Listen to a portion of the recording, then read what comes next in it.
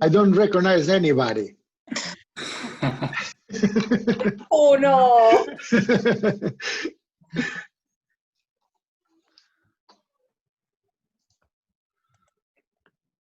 Unmute. Something else. Start video. Yes. Okay. Hello, Em. Hello, everybody. Hello. Hi. Hi.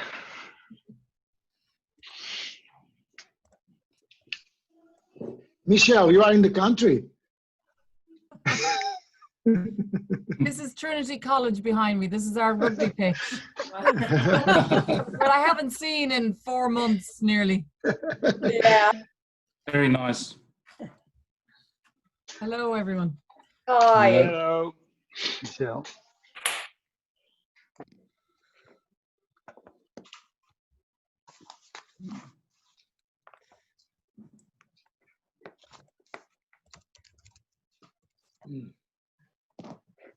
Bruno, are you going to do any of your ballet dancing lessons here today? Today I don't have my cats with me, so they are my partners in this that dance.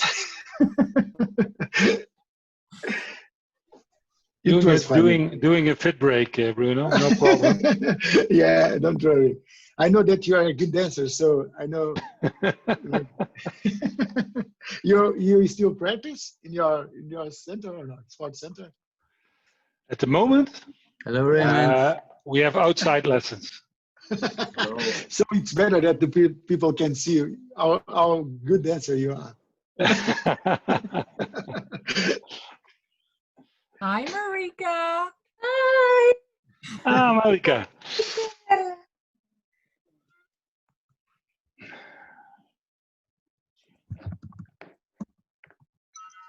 Fernando.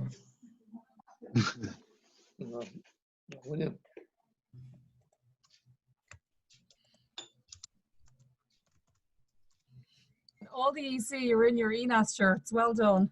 Nice touch. Just because of our computers doesn't allow the nice ENAS screen. It's not mine and Mel's. Not me. Not mine. Yeah, if you had me as background, you'd get a whole load of blue and white beard and eyes, eyeballs. We tried it, but it just wasn't working. It looked like a Smurf, Mel. Yeah. I didn't want to scare you all. No. Nice to see everybody. Yes. Hey, Angela. Hi. I like more when you wear. Why you take off your sunglasses? Yeah, you are more. Hang on.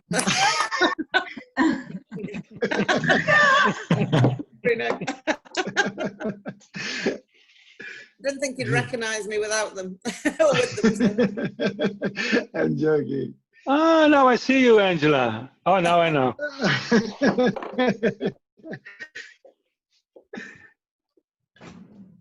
I've just been for a run and I can't stop sweating now. It's like.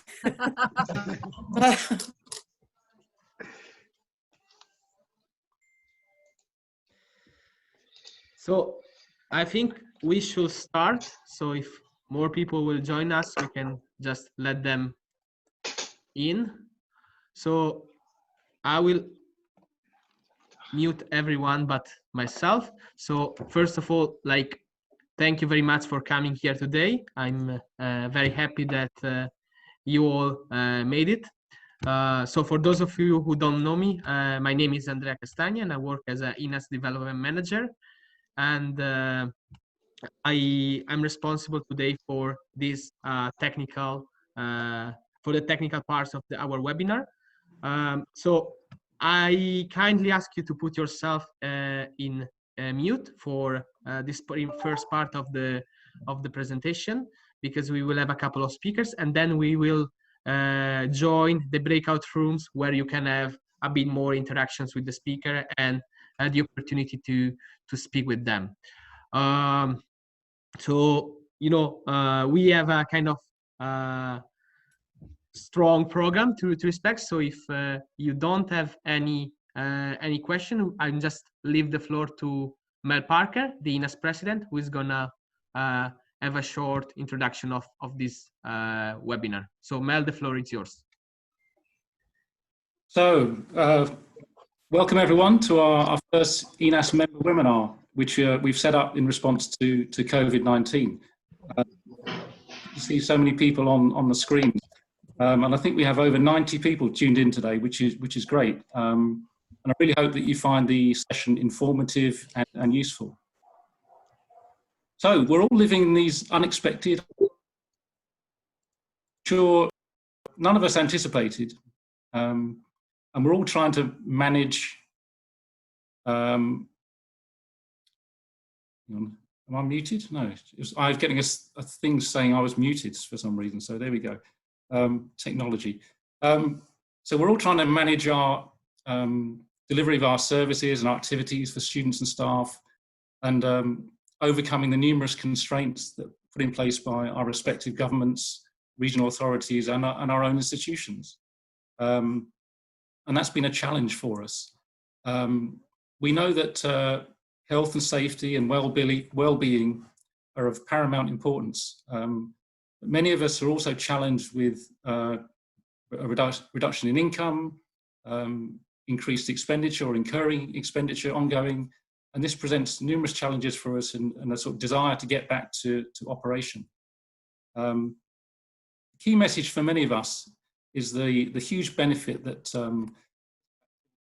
active in this lockdown situation is so beneficial for the physical and mental well-being of our students and staff.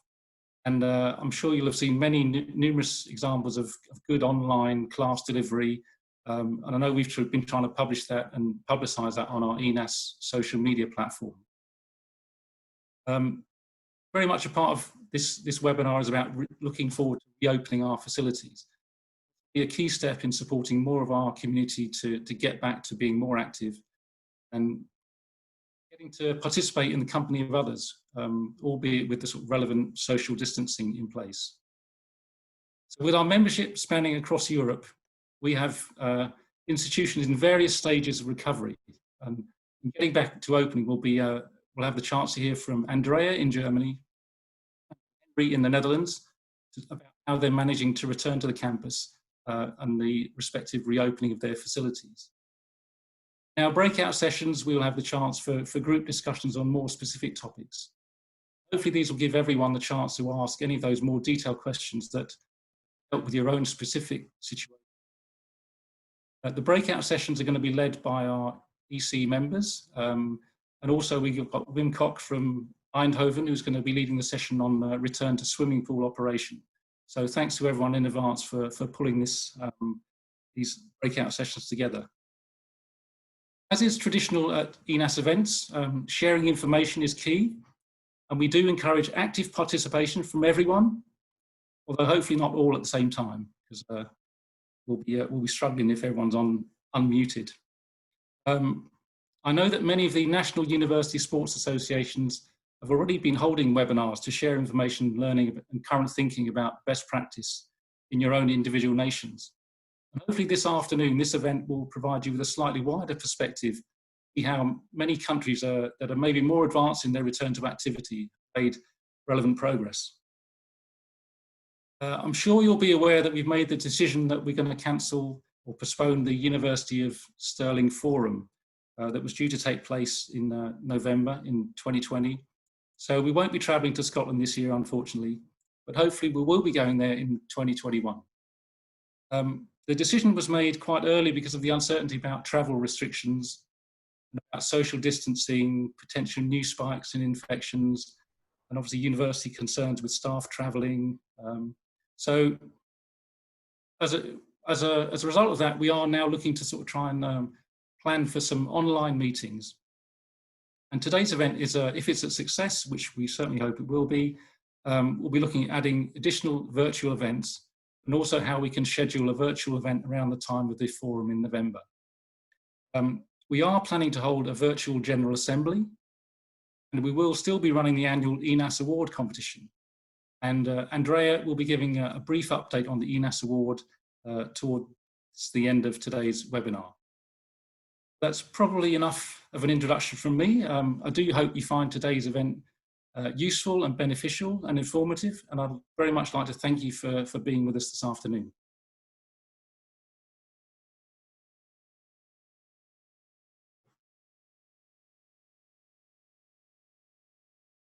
Hand over to Andrea.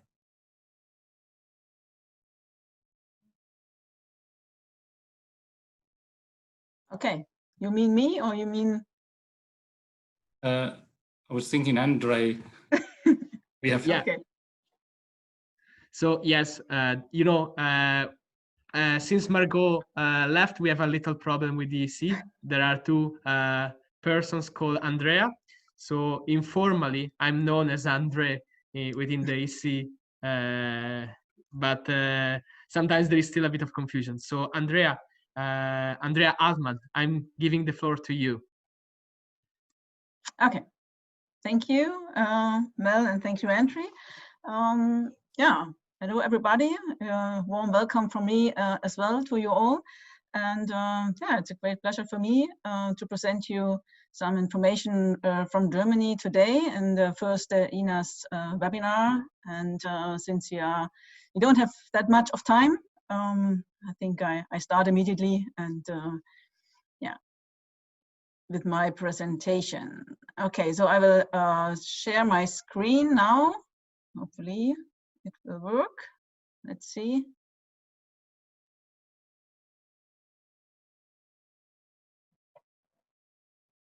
Okay. So you now should see the screen. Yes, we do. Yeah, Yes, yeah. we do. Perfect. Okay, good. Very good. Okay.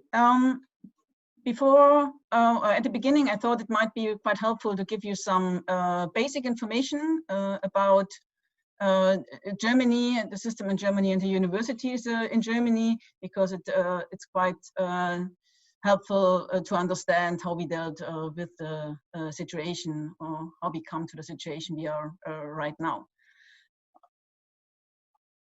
Okay, let's do it like this. Okay, in Germany, as you probably know, Germany is a federal state, and we have 16 states within Germany, and the power between the federal government and the states government is divided. But the states have quite exclusive powers on special topics, for example, police affairs, educational affairs, the press, and so on. And this led to the situation that actually the federal government couldn't just give administrative orders to all of us, to all the states.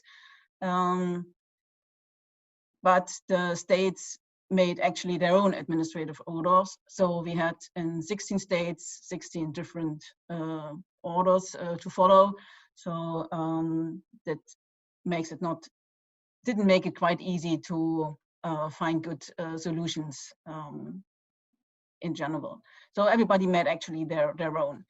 Besides this, we have approximately 425 universities in Germany, and approximately 240 are public with no tuition fee. I think this is quite different from a few countries as well. And we mainly have a two-term structure at our universities, a summer term and a winter term. And the COVID-19 pandemic actually reached us in the end of our winter term, and this was a period where normally we don't have any lectures. And this is also interesting to know when it comes to how we dealt with the situation. And because the states are have the responsibility for the educational affairs, and the universities belong to this as well, we of course have loads of differences in our educational systems in our states, and that means also in our universities, and therefore also in our sports centers, of course in size, structure, financing, and so on. Before I start with the COVID-19 pandemic situation, I like to focus on our National University Sports Federation, because this federation took quite an important role in dealing with the situation as well. And this is the ADH, and the EDH has about 200 members, all universities, and it represents students and staff. And what is quite unique is that also the boards and committees are equally composed by students and staff. So as I said, we have loads of differences between the universities in Germany and the university sports centers, and therefore there wasn't one solution to deal with COVID-19.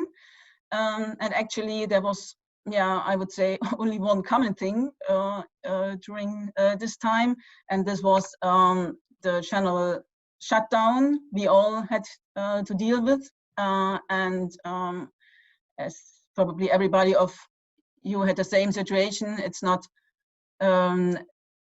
necessary to go more in detail on this screen.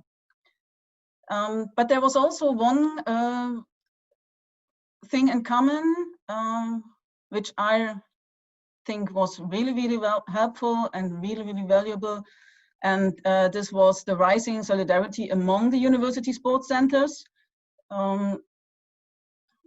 We always had or before COVID-19, we already had a really strong network between the university sports centers, but I feel that it even grew in the last few months even stronger together.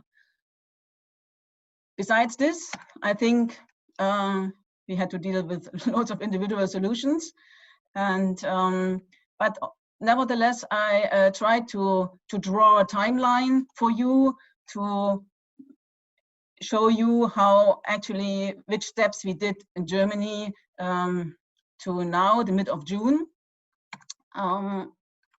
As I said already, we started in the mid of March with the closing of all facilities, and of course everybody immediately afterwards tried to offer different digital classes. At the beginning for free, not very structured. Everybody tried something like live stream, videos on demand, and so on. And then by the mid of April, as I said earlier, this is the time where normally the summer term starts. This year, most of the university started in beginning of May. But by the mid of April, quite a few universities started with a quite structured digital program where you had to register, and some universities also charged for the digital programs. And so this was a good experience and a good learning already at that time. And then the next step was from mid-May, when the first outdoor facilities could be open, especially, or actually at the beginning only for individual training. So we could open the tennis courts, running tracks, fitness parcours outdoor, and so on. And then only 2 weeks after, it was also possible to start with group training. So actually by this time we could offer outdoor classes the first time after almost 3 months. And last but not least, now we are beginning of June, mid of June, and it's also possible to open indoor facilities like our fitness gyms, the sports halls, even the swimming pools and the saunas, and also showers and changing rooms and so on. Everything actually is possible right now. But as I said earlier, we have lots of differences between the universities, so you can't say that all universities are at the last step. It's still that a few universities are at the step 2 or 3. So I tried to categorize the situation right now by mid-June in for Germany. So we have still universities, they are only allowed to do digital program. They are not allowed to open any facilities or offer sports classes. To be honest, those are not that many, but still a few. Then we have the universities, they are allowed to open some facilities, like the outdoor facilities. And I think most of the universities are in category 3 and 4 right now. So they can offer outdoor sports programs, and some, or quite a few actually, as I got to know during the day, can offer programs outdoor and indoor. Luckily, my university belongs to the 4th category. So actually in my university, everything is open, and we can offer everything right now. So we started our summer term program in the 2nd of June with 150 classes, most of them outdoor. And we have 3,300 participants right now. So we are quite satisfied with this. We didn't expect that there will be such a high demand on the program. So we are really happy.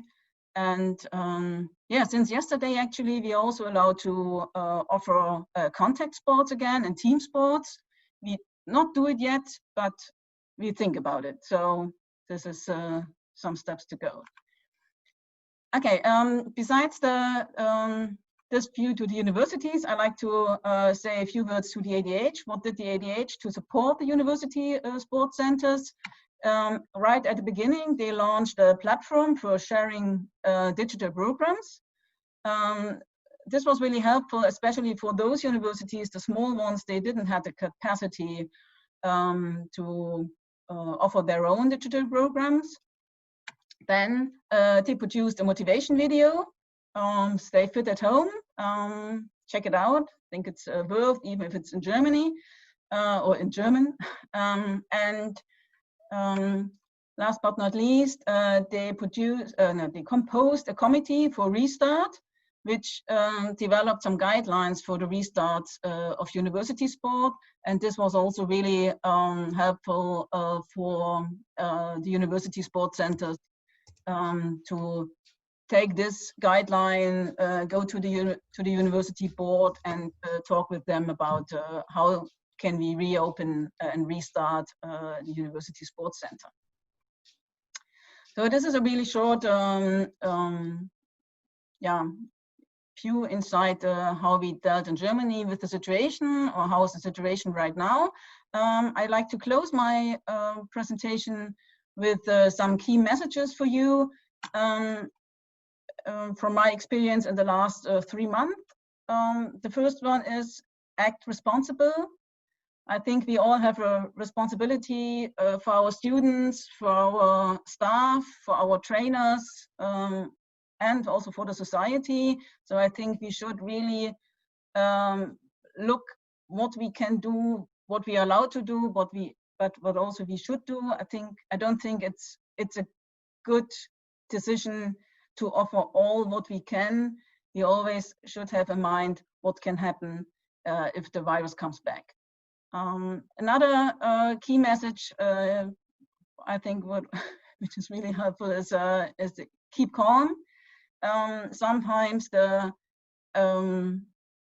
loosening announcements are really short in time, so there isn't a lot of time to prepare. Sometimes it's better just to wait a little bit longer, take your time. It takes quite a while to prepare all your team, your staff, your trainers, your facilities for all the protocols. Don't underestimate this. It's not of use to start a day or 2 days earlier. And the last key message I want to give you is use your networks very wisely. I think, this is my honestly experience in the last 3 months. It helped really a lot to talk to each other. It's a new situation for everybody of us, and there wasn't a time where it was more of use to have such a great network and as it is right now. So use it and learn from each other, change knowledge. Okay, thank you. That's from me, my short presentation, and now it's you have the time to ask some questions. Thank you a lot.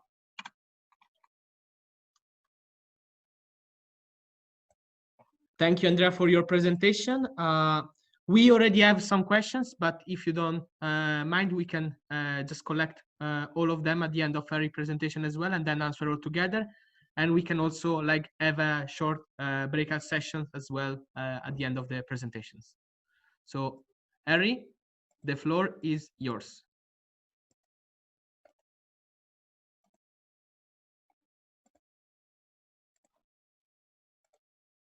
Yes, thank you, Andre, for your introduction, and Andrea for your presentation about Germany. Let's try to share my screen. I hope everybody is doing well. I was asked to give you an insight from the Netherlands. So let's start immediately. First, I hope it's sharing now. Yes, it does. Yes, okay. Okay, first I give you an overview about the university sports centers in the Netherlands. We only have 13.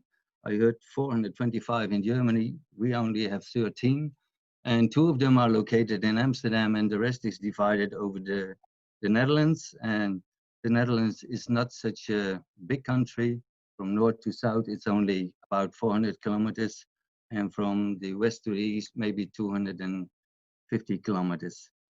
Over here are 2 universities which became very important in the next presentation. But first, I'd like you to know, to tell you something about the structure of the Dutch universities. Most of them are integrated in the university sports centers, or in the structure of the university. As you can see, some of them in the facility and services department and the others in the student service centers. But 3 of them are foundations. They are related to universities, but not integrated. And you can see them as companies with a small subsidy by the university. Then about the corona measures. Our first corona-infected patient in the Netherlands was on February 27th. And then there was a press conference by the government. And we only have 1 government, so all the rules announced by the government is for everybody in the Netherlands. On March 6th, there were the first things about washing hands, hygienic rules. On March 9th, the first 3 corona victims were over here in the Netherlands, and then the measures were a little bit tight. And on March 9th, I sent an email to the Dutch network that I said that we are facing uncertain times and that it would be good to inform each other about the latest developments. And what Andrea told you, use your network, we did this from the start off. And we were confronted in the same week with a huge corona outbreak in the south. The 2 universities in the south, Eindhoven and Tilburg, were in the middle of this. And this had to do with an exchange in northern Italy and the celebration of Carnival in the south of the Netherlands.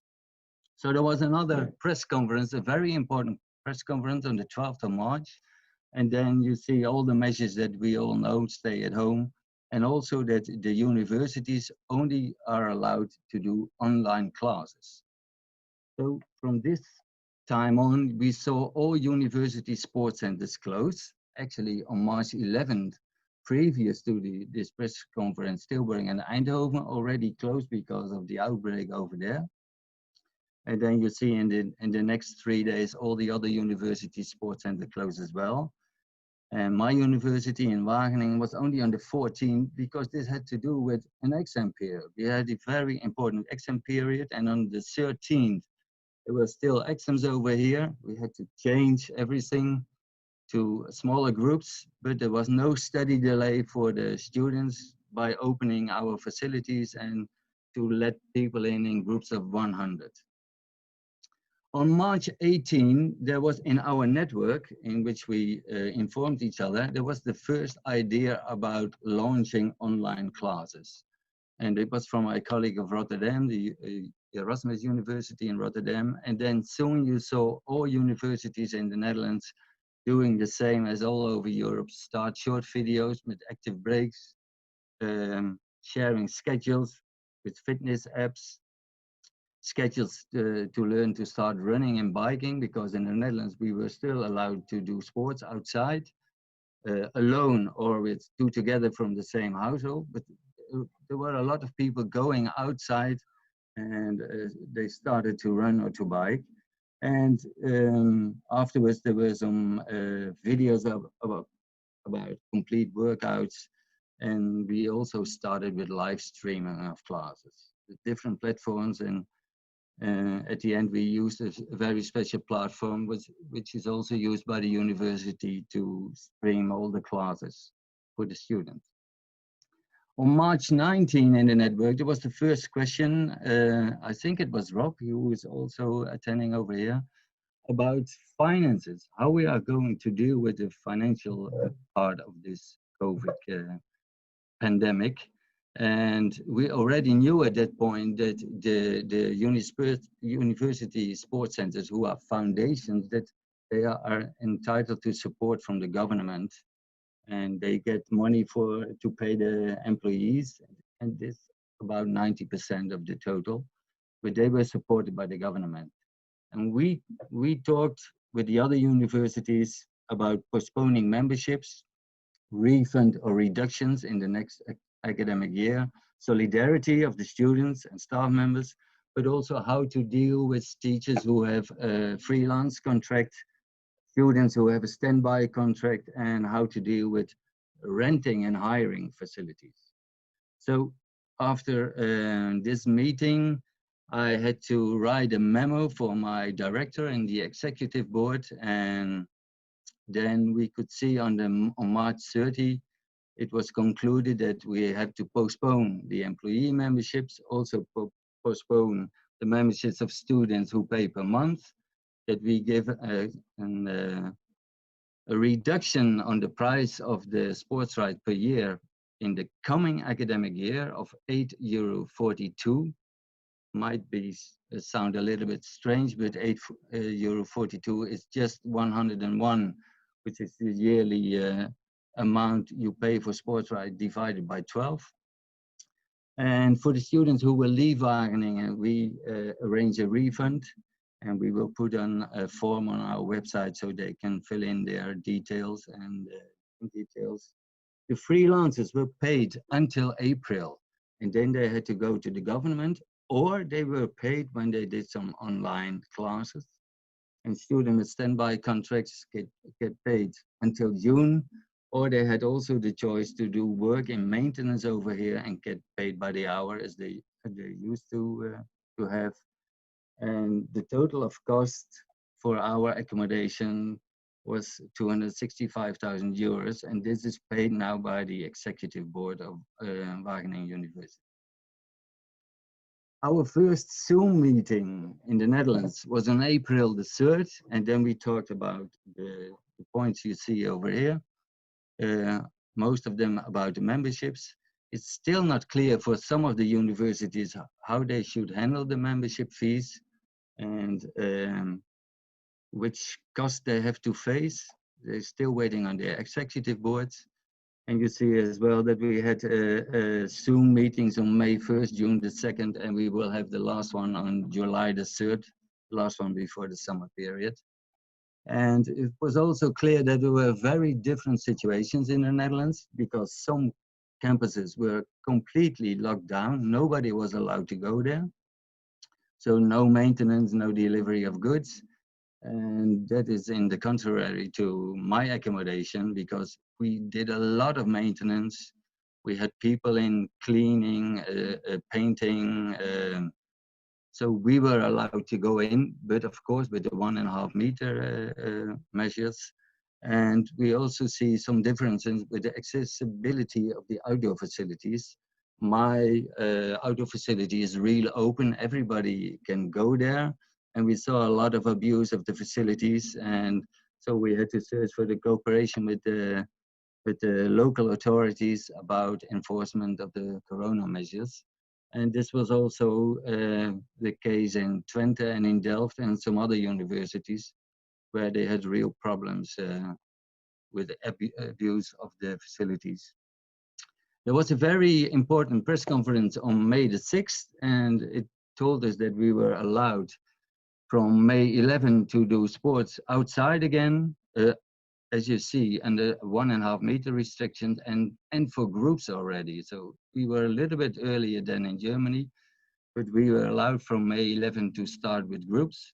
But we had to use protocols, and the protocols were made already by the National Olympic Committee and the National Sports Federation, NOC, NSF, which is a merger, and a fitness association called NL Actief. In these measures, you have to, well, to describe all kinds of measures for the sports center, for the staff members, but also for the sportsmen and sportswomen. And the measures you see over here, we send them to all of our students. And in the Dutch situation, it's always very important to talk about parking your bike. So we made special parking places for bikes next to the sports accommodation. So they won't come all together to one parking place and mingle up or cross each other. They went right away to the sports accommodation and put there the bikes. And after the sports activity, they left the sports center directly. After writing this protocol, it needed to be approved by the executive board and the municipality. And then we made a very important step. All our outdoor sports association had to make an own protocol. And they also needed to appoint a corona responsible person. So we involved our outdoor sports associations in these corona measures, and they could only go doing their sport after the protocol was approved by the coordinator sports. One of the important parts is that they had to register their members, and of course we had instructions to our teachers. The building was closed, so no dressing room, no toilets. They had to change at home, and only the teachers were allowed to get into the facilities and get the sport equipment. And we started with it on Wednesday, May 13, because there was a small delay because all the student sports associations had to make their own protocol, and it should have been approved before they could start. After 2 weeks that we practiced with the outdoor sports associations, we did the same with the indoor sports association. They had to make their protocols. And what we also did is we made a schedule of all the indoor materials that we needed outside. And the first time this was collected by the teachers. They came inside the sports building and collected all the equipment. And afterwards, when it was brought inside again and cleaned, the caretakers would store this at a point near the entrance, and they were responsible to deliver the material at the entrance on scheduled times.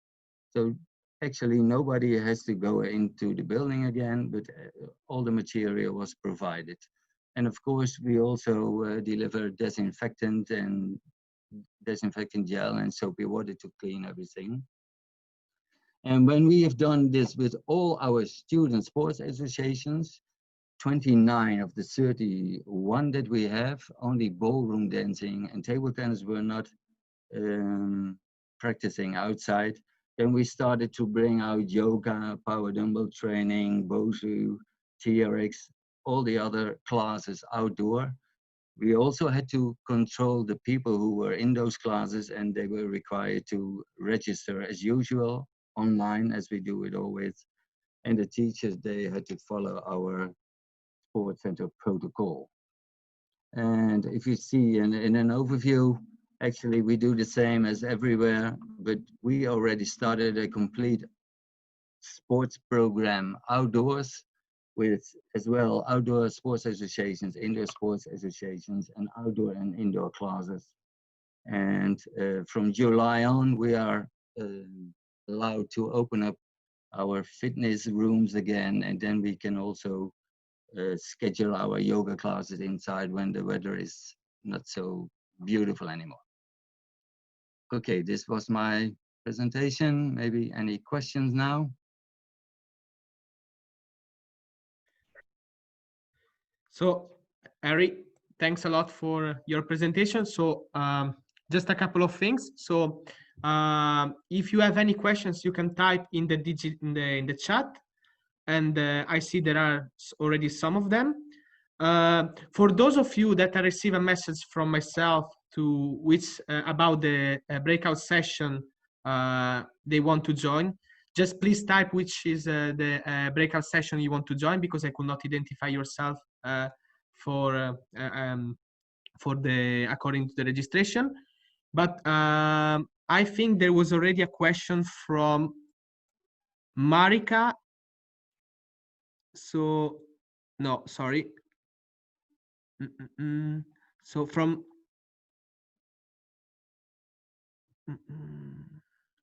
sorry, the chat was full of messages and they keep arriving. I saw a question about contact sports. We also have soccer outside, but we are not allowed to play soccer as we used to do. It's of course under the 1.5 meter restriction. So it's only passing and shooting at a goal, and it's not a normal game of soccer anymore. Yeah, but it's in my case, it's a little bit different because my state, this is Thuringia, has just announced that it's since yesterday it is possible to do contact sports as well and team sports. So now we have to wait for the national or the state sports federation, for example, for soccer, so that they can announce new guidelines how to to deal with the new situation. So therefore, right now we don't have specific guidelines, but actually by law in my state we are allowed to do normal contact sport again. But to be honest, right now I wouldn't suggest to do it at my university sports center because I don't think it's a good idea to do it already. It's too risky.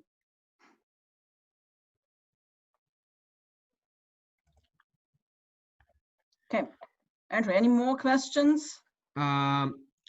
So there was another question.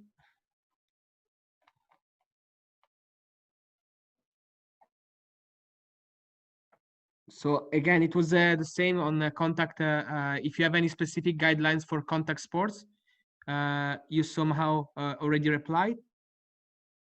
But if I don't know if Harry, do you want to go a bit deeper or? Well, there are some of the sports like lacrosse. They also only do the passing forms and of course the running and sprinting and all those kind of stuff. But it's not the real contact sport as it used to be, and it's the same for soccer. They have to do other exercises than normally, and there is no contact allowed. So it's a lot of passing to each other, and there's a lot of shooting on the go, and so we keep them busy. So there is a question to both the speakers. Do you feel pressures to open up and provide services from your from your users or customers quicker than you are already do? Yes, from time to time, I would say. That's what I meant with keep calm. Don't let you push too much, because I think you are responsible for what you are doing, or we are responsible for what we are doing. And we have to make sure that we stick to the infection security protocol. And so it's a lot of communication necessary with the customers and also with the trainers, but it's worth to take the time for this. Yeah, you feel the pressure. So I receive another question privately. So what are the current COVID infection figures in your countries? And especially like in comparison to the other parts of Europe? We have about 10 or 9 victims per day now, and new cases of corona infections are about 119.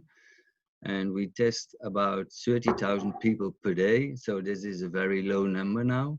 and it's most concentrated in special areas where there are a lot of infections, but in some parts of the Netherlands there is not an infection at all anymore. Yeah, to be honest, I don't have the numbers of whole Germany, because I really think this is not the point. The point is how is the situation in your city and in your state, because this is what's matter. And in my city, we don't have any infections right now. And this was actually also one of the reasons that we could start that early, because we had a really strict protocol right from the beginning, and it worked really, really well. And yeah, and the results you can see now. So we have no infections for, I would say, 2 weeks, I think, something like this. And even in the state, like in the whole region, we have about 2 million people living there. And we have, like in the last day, I think, yeah, last day, we had only 4 infections, new infections. So the numbers are really, really low. So, and this is actually also the strategy of the government, the state government, and also the federal government, that we look at the infection rate and decide then region by region what you can do, what you should do, and so on. There is another question from Michelle Tanner. As indoor facilities open, are you using the social distance guidelines? Have you moved equipment, creating new way systems of bookings, etc.? Yes, I did. We use a one-way direction throughout the whole building. We have 4 sports halls and 1 fitness room, and there is you go in on certain times. If you go to the fitness room, you have a time slot that you have to register for, and you will brought in by a teacher, and you don't have to touch any doors or something like this. You in the fitness room, there's also a one-way direction, and of course there's a lot of cleaning stuff to clean your hands and the equipment that you use. But for all the other classes, most of the people bring their own yoga mat, for example. They don't have to touch any doors. There's a one-way direction in the building. You go straight away to the sports hall that your class is in, and we mark places on the floor.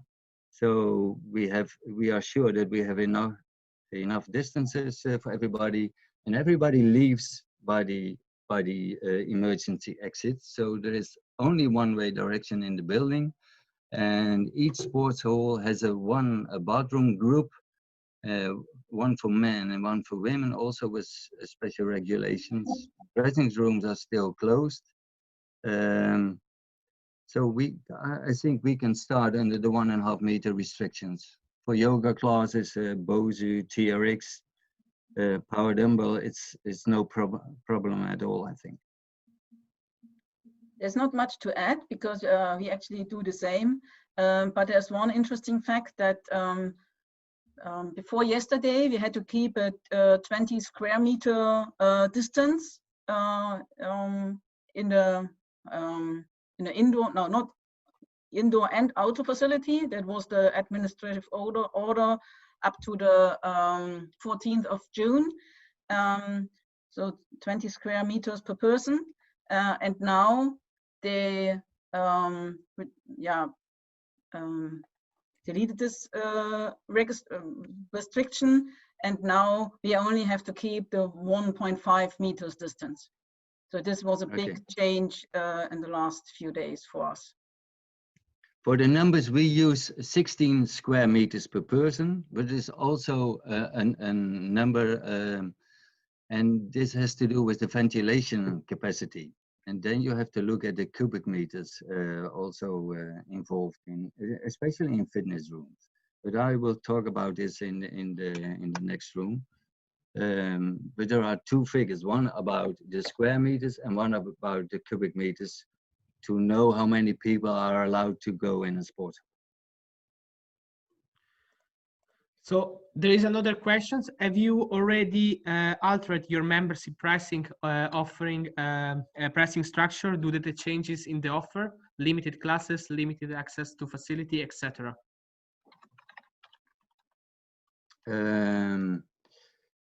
Yes, we changed the numbers of attendance, but actually normally I do yoga in a small sports hall and small gym, and we have maybe 20 participants. And now we use a sports hall, a main sports hall where normally is played basketball and volleyball, and we can put in 40 or maybe 45. So it doesn't affect the numbers that we normally have. But the problem is that I think only 50% of the students are living now in Wageningen, and most of them are at home with their parents. And so the numbers of attendance is a little bit lower than usual. But still, we are really satisfied with all the numbers showing up in the outdoor classes. Yeah, I think the question was a bit related to the pricing structures as well. So actually, it is something I will talk a little bit in the breakout session as well. But I wouldn't say we changed the pricing structures. We just set a new price for the special period we have right now, and then hopefully in the next term we will come back to our normal price structure. So yeah, so we made special prices for the special situation. But this is only in my case. I know other universities, they dealt different with the situation. So we for sure have more time to go into the details in the breakout sessions. So I already allocated everyone to the session you register for. So I'm now opening all the rooms and I'm allocating to the rooms you selected. The only thing I'm asking, there are still some people missing, so you can please have a look at the chat, so you can tell me in which room you want to be allocated. I think we have some time for a short break, and let's say 10 minutes, and then we can start with the breakout sessions. So see you in 10 minutes, and I will already put you in the right breakout rooms. Okay, so see you in a bit.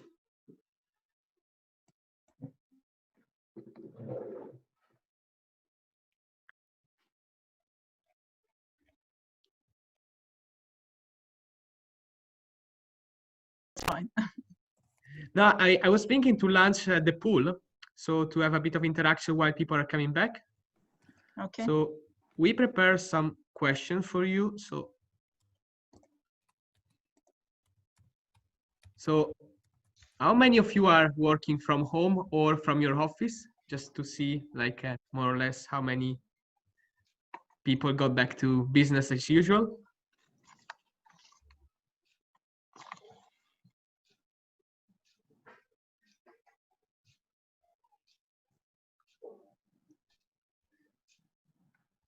So some people are still voting.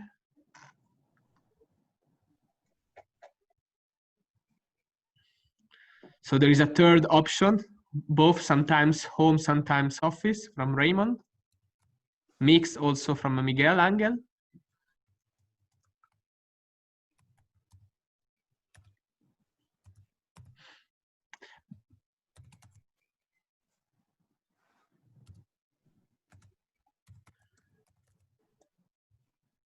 So these are the results.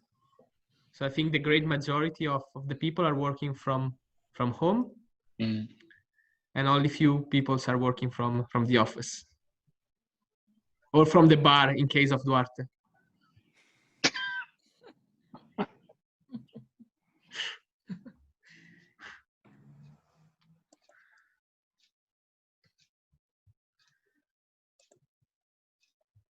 So this is another one. Have you reopened your sports center?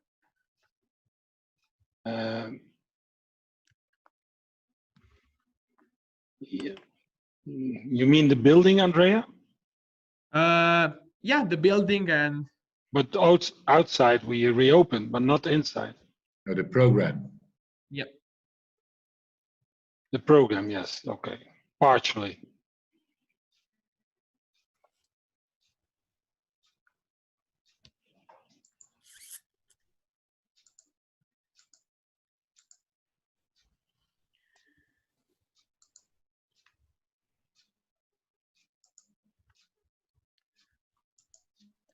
So people are still voting, and then I'm sharing the results.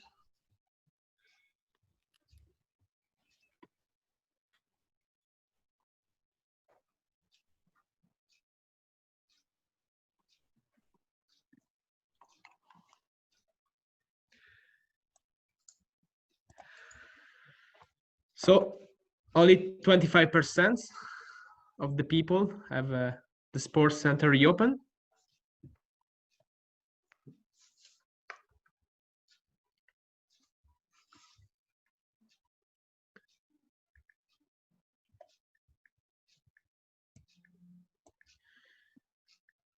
And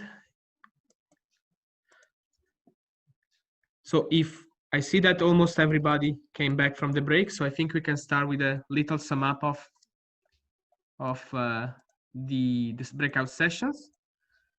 So I don't know if Elisabetta would like to, or Ramune or someone else wants to start, but I can give the floor to any one of you. Okay, go Elisabetta. Everyone, Ramon and I are going to share this little moment.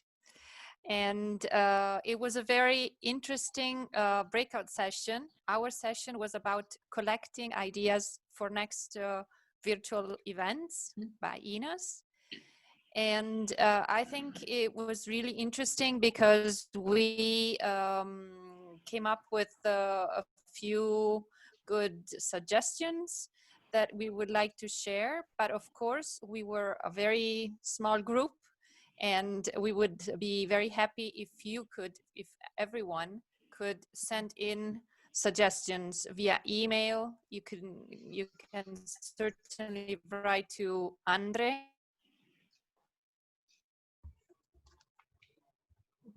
Castagna, and we will take them all into consideration. So what we are going to do is that we heard from the participants to our session, but they don't, of course, they are not, they can be implemented by many others.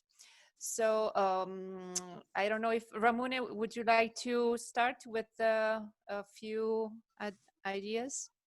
Yeah, okay.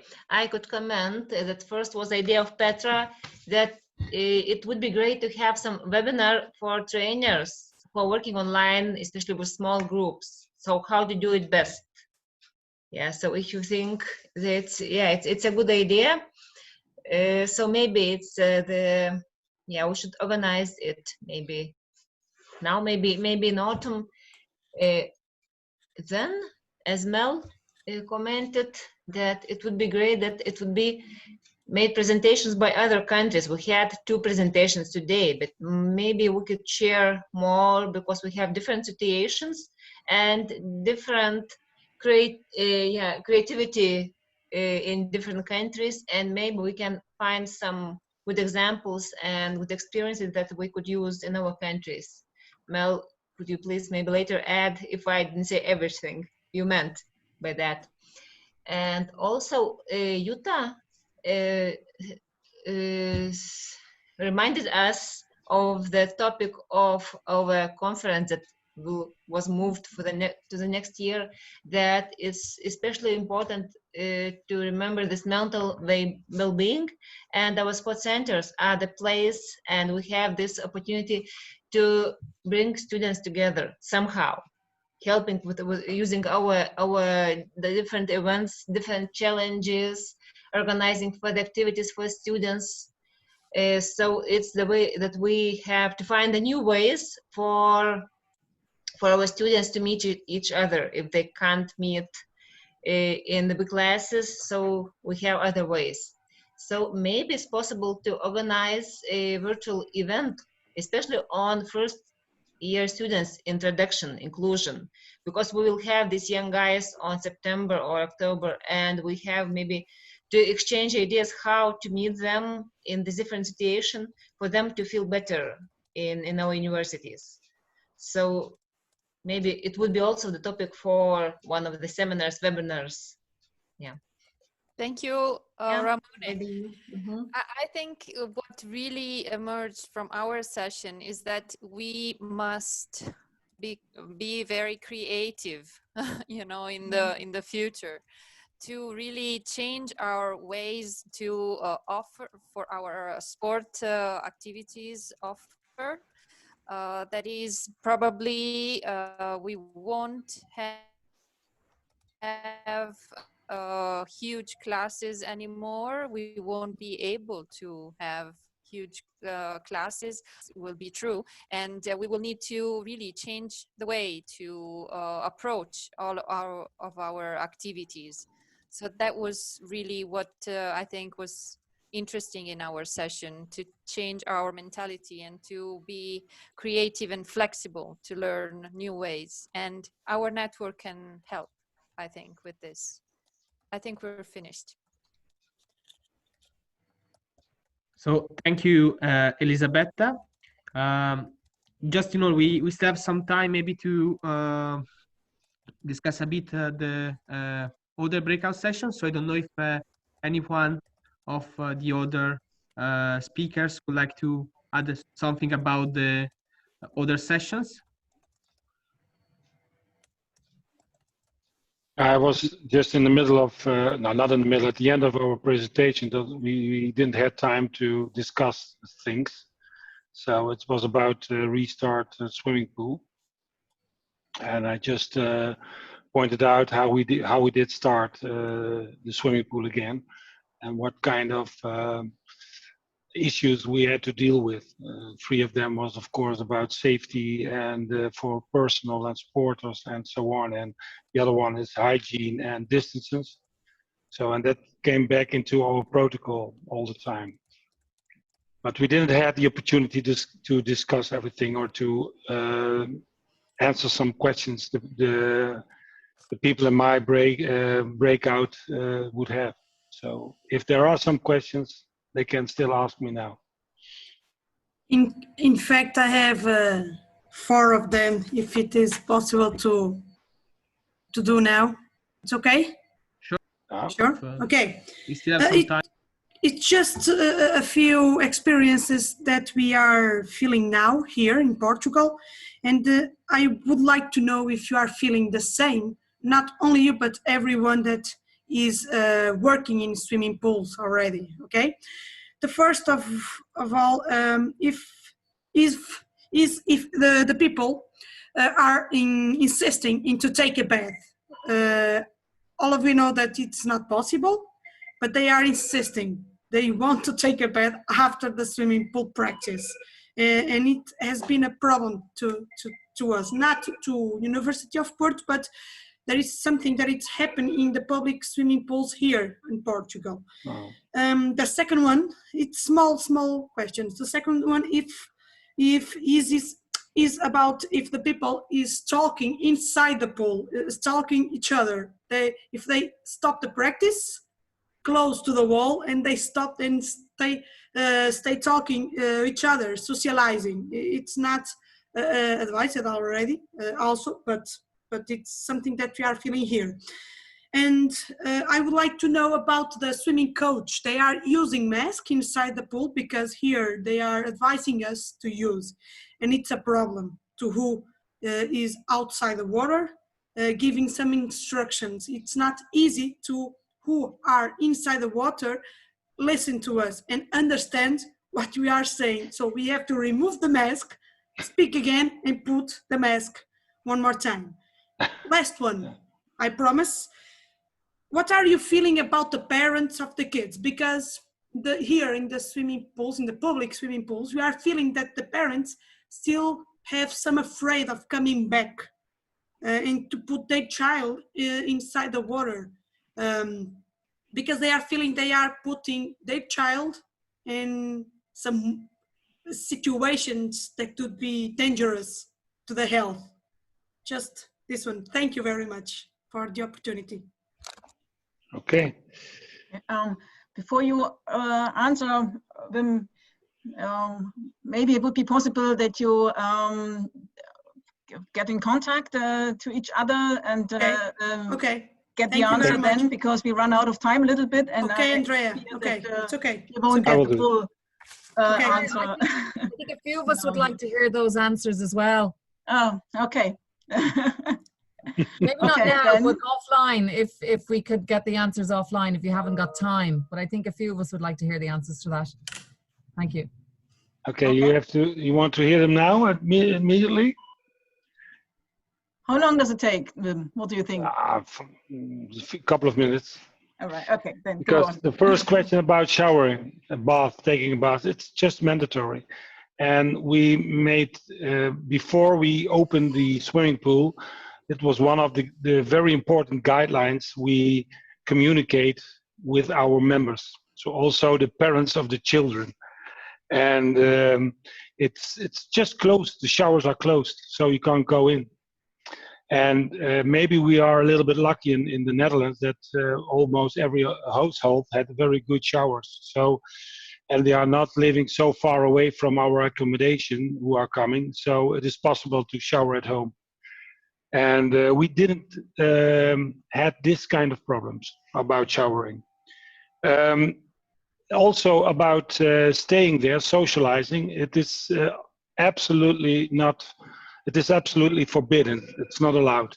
So you have to leave immediately. And we are just coming in with a small group, then going out again with small groups every time. So it is very easy to guide this, to go from coming into the swimming pool and going out from the swimming pool.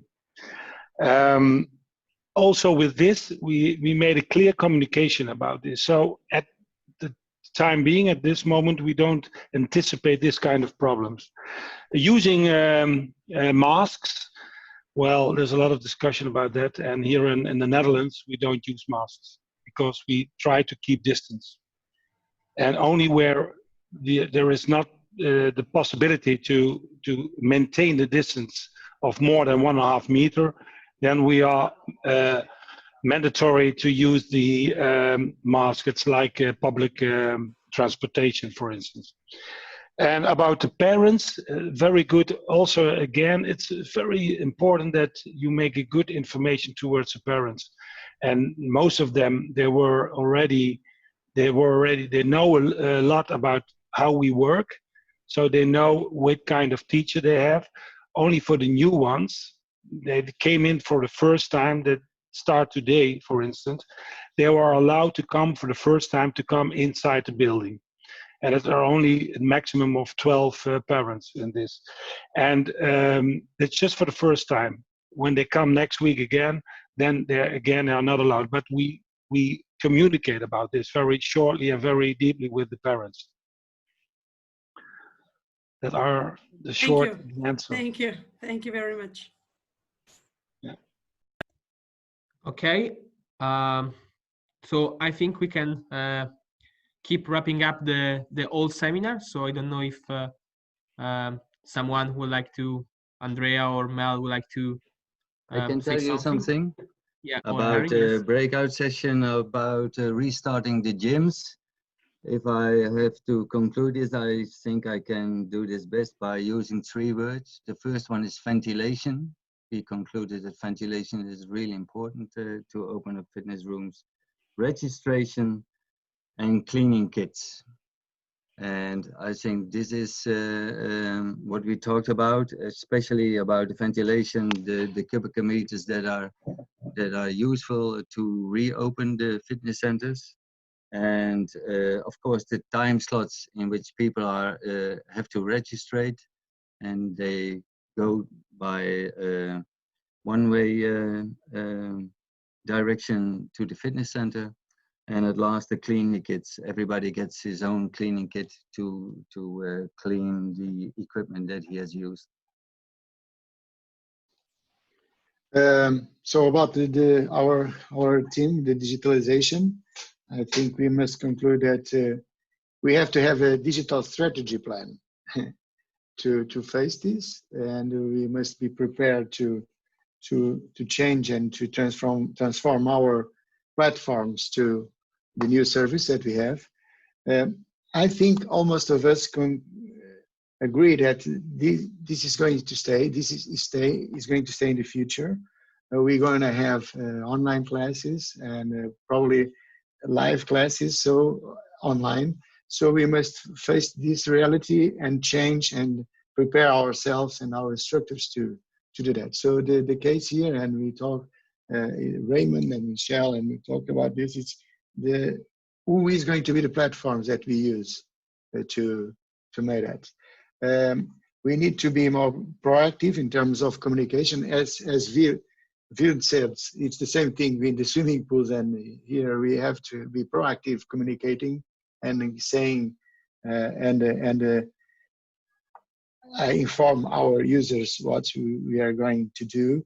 And we must at least, and we must, the most important thing is not, this is the phrase that we have, not where we are today, but where we want to get tomorrow. So we have to be prepared to that, and we must prepare our support service to that. But the online classes is going that for a long period. I think is that if somebody of my work group wanted to say something more, please. Thank you, Bruno. We have only one class left, or one breakout room left. That's my one about reopen or restart the sports program. I want to give 3 key messages as well as Henry did for reopen or restart the program. The first one is, I think it's quite obviously outdoor instead of indoor. Really be creative in adapting the concepts of your classes. It's possible, and the trainers are, I think, quite motivated to do this as well. The second is less is more. So when you think about restart with the program, don't go for the full program, less classes, smaller group sizes. We set a maximum of 30. I think this works, that works quite well. And less material use. I think this is really important as well. Try to use as less sports material as possible. And the third recommendation is raise awareness about COVID-19 all the time at your sports facility. That's, I think, really, really important that your customers know about the situation all the time, they have to be reminded about keeping distance, wash their hands, stick to the hygienic standards, and so on, because they keep forgetting about this a little bit. Okay, thank you. Thank you, Andrea. So I think if you don't have any other questions, we can just have short conclusions from Mel. So Mel, I don't see questions, so the floor is yours. Okay. Well, I'd like to start off by just thanking everyone for their participation this afternoon. It's good to still see that we've got over 60 people still here at the end of the session. It's great. I'd like to thank our moderators and presenters. I think they've done a great job this afternoon. I hope you've all found it as useful as I have. I've had some positive comments on the chat, and obviously comments in the workshop that I attended, which is great to hear. We've had some interesting insights into what's happening in Germany and the Netherlands so far. Very interesting also to hear that there's significant differences between what's happening between universities in the same country, both in terms of the opening, what they're able to offer. Different universities are taking it on what they can do based on their local sort of demographic situation. And it's, yes, there's no one size fits all for any of us. I think we've also seen some, through the presentations, that there's been some excellent initiatives by the National University Sports Associations. And we've seen some good examples of collaboration and support by them. And I think just by what we're doing this afternoon, it's another example of good collaboration and us trying to work together to support each other. A few sort of key little messages that I would say, I think one of the things Henry mentioned in his presentation was about involving the students in the development of some of the guidelines. And I think that's going to be a really important thing for each of us. You know, it's getting the students involved when we come up with some of the ways of working, the new ways of working is going to be really, really important. I think Andrea, in one of her key messages in her presentation, was about, she mentioned about using your networks. And I think that's ever evident this afternoon. You know, we've used our network to learn from each other, but I'm sure you've still got networks within your own countries. And I'm sure we've seen good examples of that, both on our ENAS social media, but also, yeah, some good examples of people working together and collaborating. And it's you know, we know it works. So keep up the good work. And we are hoping to have some further ENAS events like this. We've had some good ideas that were shared in the workshop that Elisabetta chaired, and we'll be bringing some of those to you in the future. We will have some notes and some presentations that we'll be able to share with you, some of those key messages from the breakout groups. And I'd just like to leave you with one of the comments Jutta made in our workshop. You know, it's about, you know, we're all pretty good at organising activities and events, but we should also be thinking about making people smile, making people have some fun. And I know we're all really good at that as well. So I'll just leave you with that thought, as well as organising the great events, do it with some humour, with some fun, and then we can all sort of come out of this with a really positive feeling that it was a great experience to have gone through COVID. But yeah, we're all going to be hopefully still sane, still positive and happy at the end of it. So thanks again for your contributions, for your joining us this afternoon. And I won't say safe journey home, because most of you are already at home. But yeah, we do hope that you'll come and join us again in our next event that we publicise. So thank you. So thank you, Mel. And I don't know, do you, I mean, thank you, everyone. I also hope that this is just the first webinar that we organize. We will try to have more kind of sort of virtual session. Maybe like a short reminder from Andrea about the ENAS Award. Do you want to say a few words, Andrea, about that? Okay, I can do this. Yes, thank you. It's an honor to close the webinar with this information. And I think it hopefully referring to the message of Mel to smile, give us a smile. This ENAS Award message will work on this as well. So it will take place in 2020, that's for sure. And actually the procedure won't change a lot. So we invite you to apply for the award. And then a jury will select the shortlist candidates. So as the same procedure as every year. And then we will invite the shortlist candidates to present their project during the GA, which probably will take place digital. And then during this digital GA, we will also vote for the ENAS Award winner. So of course, this will be a bit special this year, but still we will have an ENAS Award winner in 2020. But there's also, not also, but one change we do have in 2020. And this is that we actually decided to have a two-step registration process.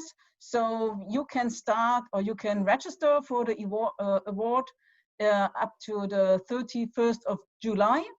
Just tell us that you want to apply for it, and then you have another 6 weeks, no, actually more than 6 weeks, no, 6 weeks, yeah, up to the 18th of September, approximately 6 weeks, to hand in your application documents. So yeah, we decided to have this two-step approach to make it a little bit easier for you. Just tell us, okay, you want to apply, you have a nice project, and then you have another 6 weeks to prepare all the documentations. Okay. Can we have a prize for the best digital workout? Probably. He didn't want to say that this ENAS award is all about COVID-19. So it's not only related to this and to digital programs, but yeah, we're looking forward to the applications. Let's say it like this. Well, Bruno will win that for his ballet dancing. I thought so. It's very not. It's very not. I was expecting Bruno to get up and do a workout for us, Bruno. I thought we were all going to start dancing. Next time. Next time. Yeah, next time. Yeah. Okay, thanks everybody. Have a great week. Thanks for joining us. See you. Okay. Bye. Bye, everyone. Bye. Bye, everyone. Bye. Bye. See you soon. Bye. See you.